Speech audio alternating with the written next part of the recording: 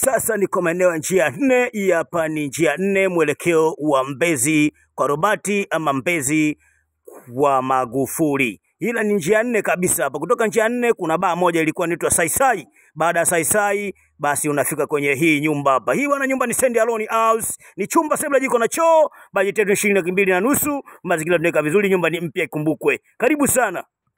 Na hapa mlango na grill kabisa ni komesha utapeli komesha wezi. Unaona grill hapa hii, unaona tukifika hapa tunaona huu ni mlango mkubwa wa kuingilia, lakini pia tunafika hapa sebuleni kabisa.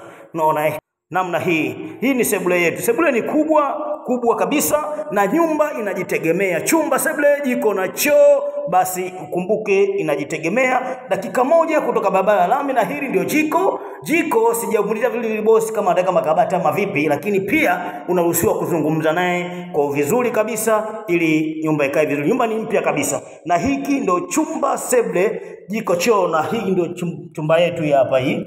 Na hiki ndio chumba kikubwa kabisa. Hata una kitanda kikubwa, una makabati, kinakaa kabisa. Unaona nyumba ni kumbukwa mpya kabisa. Yes, ukifanya malipo tarehe 30 ya mwezi huu unaingia. Leo tarehe 13 ya mwezi wa 3, lakini tarehe 30 ya mwezi wa 3, yani mkataba una tarehe 1 ya mwezi wa 4 tunaingiza watu. Kama unamfukuzwa unaruhusiwa kuingia hata leo. Unakokaa kama kodi imeisha unaingia hata leo. Chumba sebule jiko na choo, kodi ni $2,500. Dakika moja kutoka lami Goba njia 4. Njoo kwa haraka, kimbizana. Hamna kelele, unajitegemea mwenyewe. Karibu sana bosi wangu.